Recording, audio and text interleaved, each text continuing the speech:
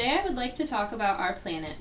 We currently have about 7.5 billion people on the Earth. The U.S. has about 320 million people. If you do the math, the United States is only about 5% of the Earth's population. However, the United States uses 20% of the Earth's energy, eats 15% of the Earth's meat, and produces 40% of the Earth's garbage. If everyone in the world lived the way Americans did, we would need 4.1 planets to support that kind of consumption. Taking a look at China, they have over 4 times the population of the U.S., at 1.4 billion. And yet, if everyone in the world lived like they do in China, we would only need 1.1 planets, just an extra 0.1 of a planet. Looking at the data, it's safe to say that the U.S. needs to control its consumption rates.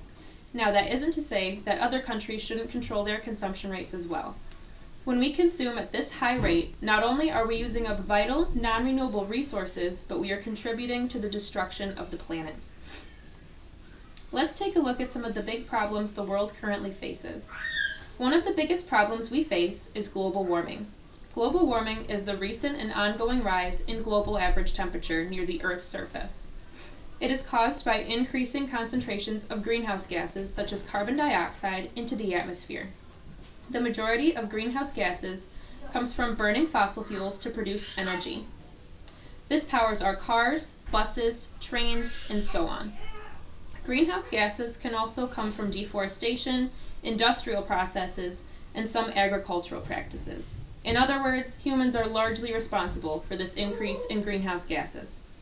Greenhouse gases trap energy in the atmosphere, acting somewhat like a blanket, causing the Earth to warm. The buildup of greenhouse gases can also cause Earth's climate to change.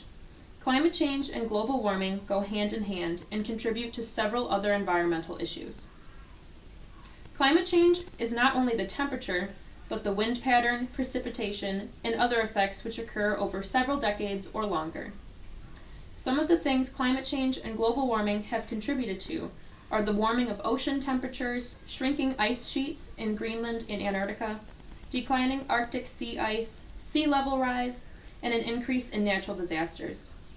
For example, if you have ever seen one of those older endangered animal commercials, picturing a polar bear clinging to a piece of ice just big enough to float on in a large body of water, you have seen one of the highly damaging effects of climate change. All of this information could be a bit overwhelming for some of us.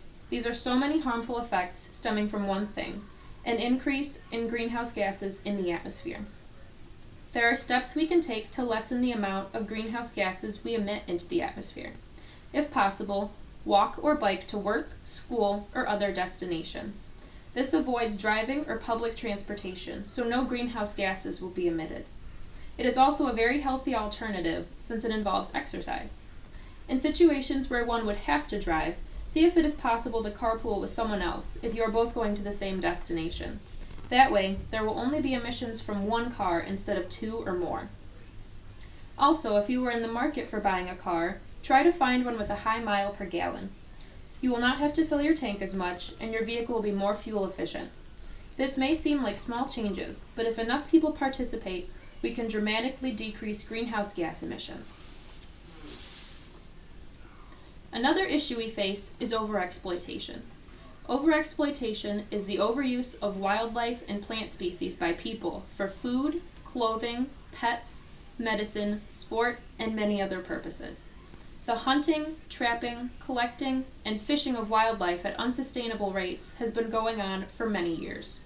Unfortunately, it has led to the endangerment and even extinction of several species.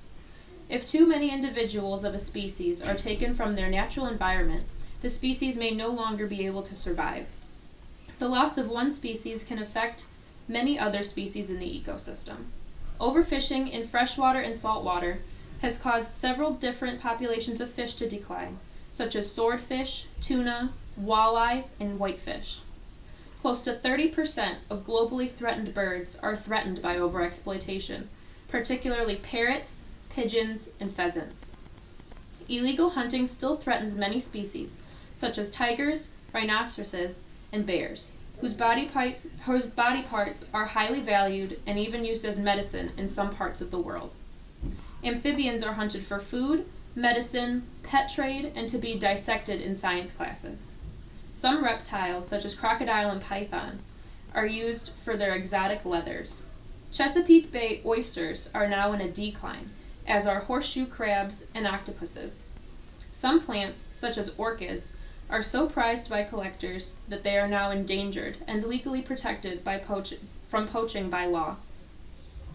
There are laws in effect that protect some species from being overexploited to prevent global trade of wildlife. To avoid overexploitation, we should only buy and use what we need, and try to make use out of everything we have instead of continuing to buy more. We should also be sure to hunt or fish during the time of year that it is allowed, so that the species can replenish. It is also important to follow hunting laws and endangered species laws because we run the risk of extinction if we don't. These two issues alone present some alarming facts and contribute to several different problems. It shows the dangerous effects if humans do not change their ways of consumption.